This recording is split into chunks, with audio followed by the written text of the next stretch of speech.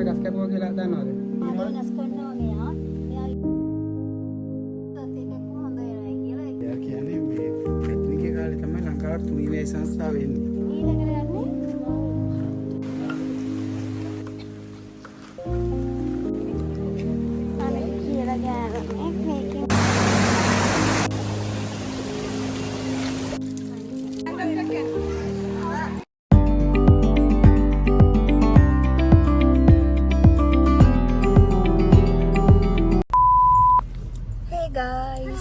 Welcome back to my channel. මං හිතනවා ඔයාලා වෙනද වගේම සතුටින් පරිස්සමෙන් ඉන්නවාද කියලා.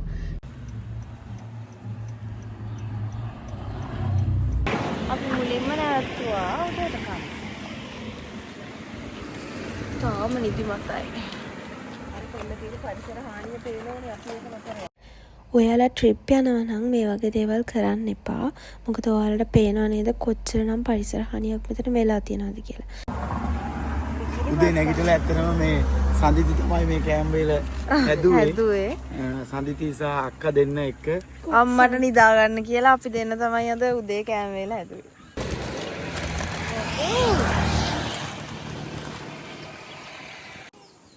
සඳි. කිව්ව නෑ.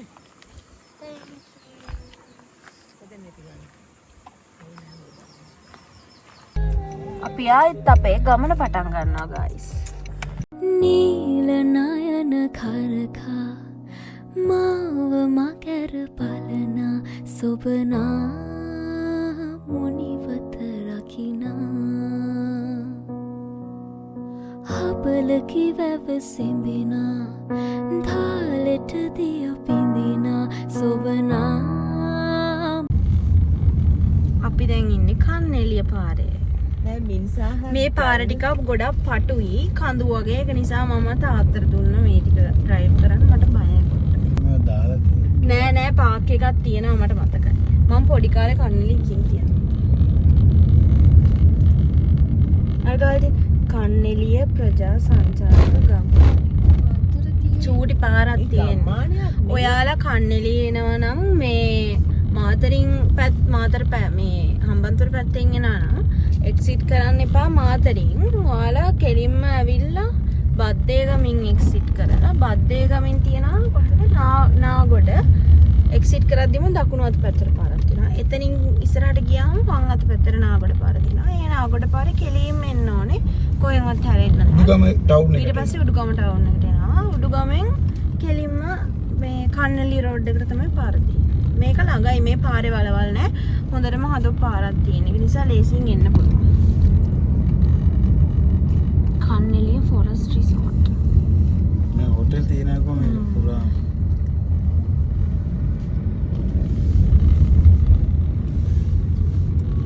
ඒ කියන්නේ කාටද රක්ෂිතේ ගෙවල් තියෙනවා මං හිතන්නේ. නෑ. ගෙවල් වල ළඟ රක්ෂිතයක් හදලා. අන්න ඒක. නෑ වෙලසන් වල තියෙනවා වගේ නෙවෙයි දාලා තියෙන මිනිසා හා එහෙම කියලා දාලා තියෙන. ඒක තමයි. අපේ අම්මයි කතා වැඩි ගණක. ඒ දන්නව අලි පඬිතියා පඬිතියා.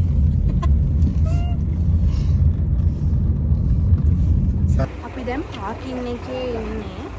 අද සෙනග ඒක නිසා පාක් එකට යන්න බෑ. මගින් පාක් කරලා පයින් යන්න ඕනේ ටිකක් දුර.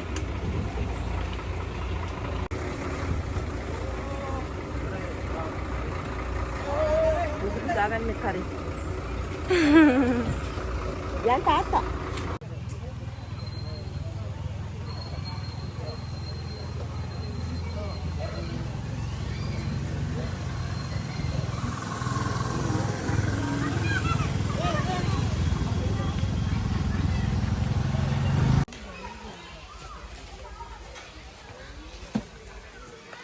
ඔයගොල්ලන්ගේ බෑග් එක පොඩ්ඩක් පෙන්නලා යන්න. පොලිතින් ප්ලාස්ටික්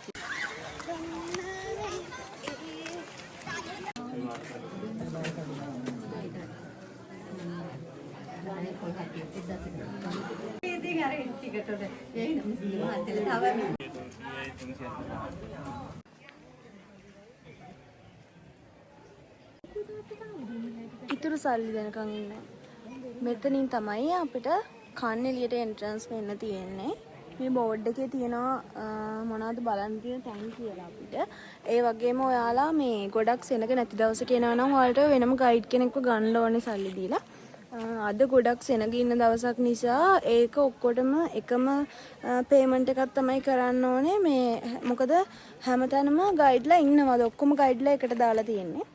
ඒක නිසා අපිට අද ගොඩක් දේවල් එයාලගෙන් දැනගන්න පුළුවන් වෙයි කියලා කිව්වා මෙතන කවුන්ටර් එකේ. අද එකක් බලන්න යන්න බෑ.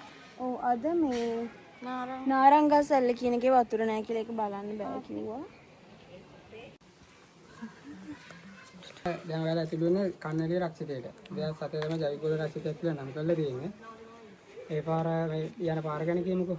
පාර 69 89 කියලා ගස් කැපුවා කියලා දන්නවද?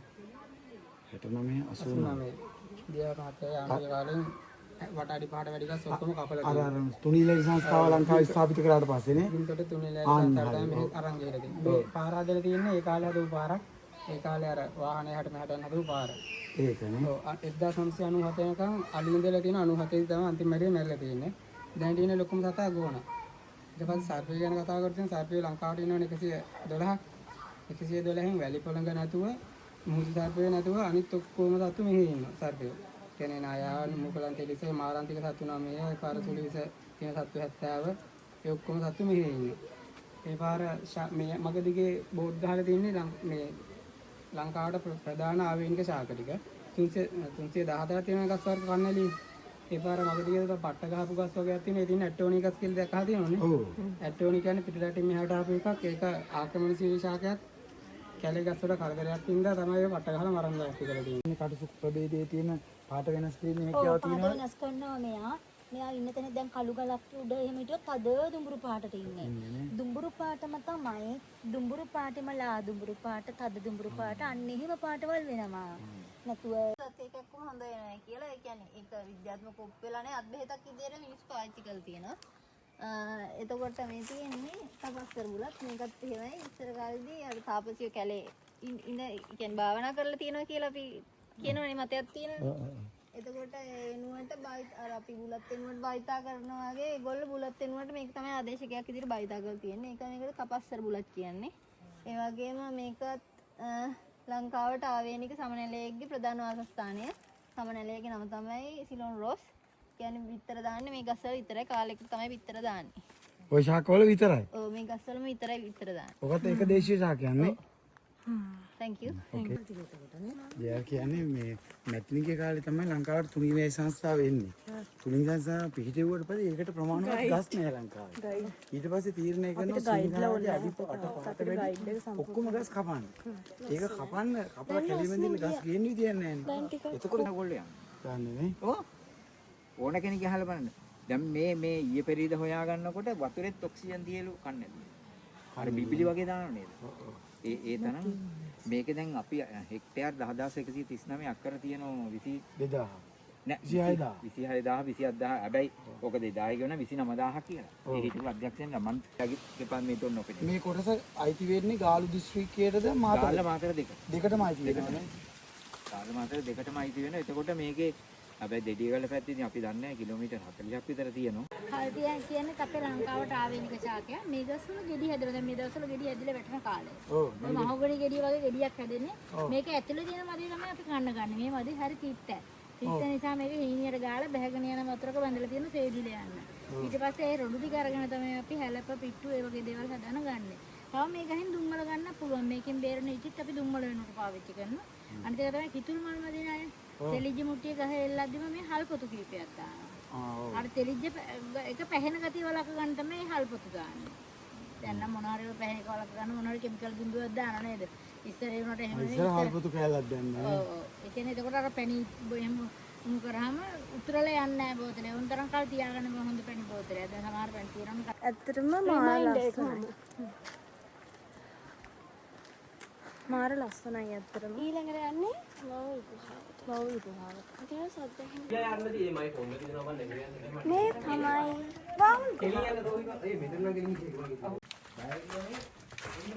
අන්න සඳිගේ යාළුවා සනුලි අර ඉන්නේ එක ශේෂීය අර ඉන්නේ පීදුනි අර ඉන්නේ කවිෂි අර ඉන්නේ අහිංසා. තව කවුද මට මිසින් වුණේ? තිෂාරා. ඔක්කොම ඉන්නවා. සඳී යාළුවෝ ටික බයි. bye friends. එතන එපා. මේ අනගිමලේ ඇල්ලට ඇයි මෙහෙම හැදුනේ කියලා කියන්නේ. අනගි කියලා ගෑනු මේකෙන් පානල හරි කොහමද මැරිලා. ඒකින් තමයි අනගිමල ඇල්ල.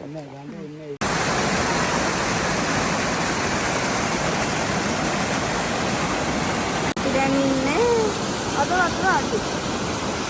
නැත්නම් වෙනදාට මේ ඔක්කොම පිරෙන වතුර තියෙනවා.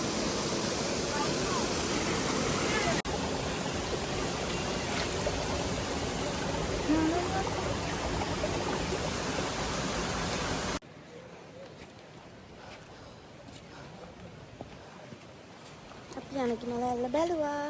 දැන් අපිට හොඳටම ටයර්ඩ්. රට එද්දි අවුලක් නෑ. යද්දි උඩට නගින්න තියෙනවා.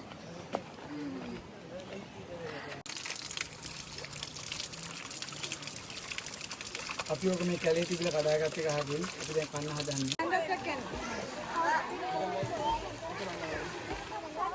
චේතනා මෝදුවන ලෝචනා ස්වප්න මත මානැරීරෝ මෝරනා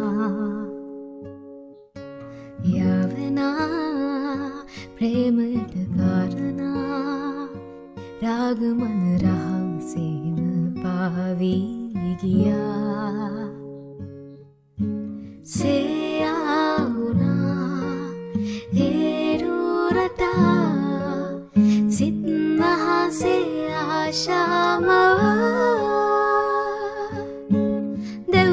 ඉතින් මං හිතනවා ඔයාලා මගේ බ්ලොග් එක එන්ජොයි කරන්න ඇති කියලා. ඒ වගේම තවත් බ්ලොග් එකකින් ඔයාලා හම්බෙනකම් ඔයාලා හැමෝටම bye bye. Thanks for watching guys. සඳදියේ ඉඟිවත් සනා දෙව්ලොවින් ඇය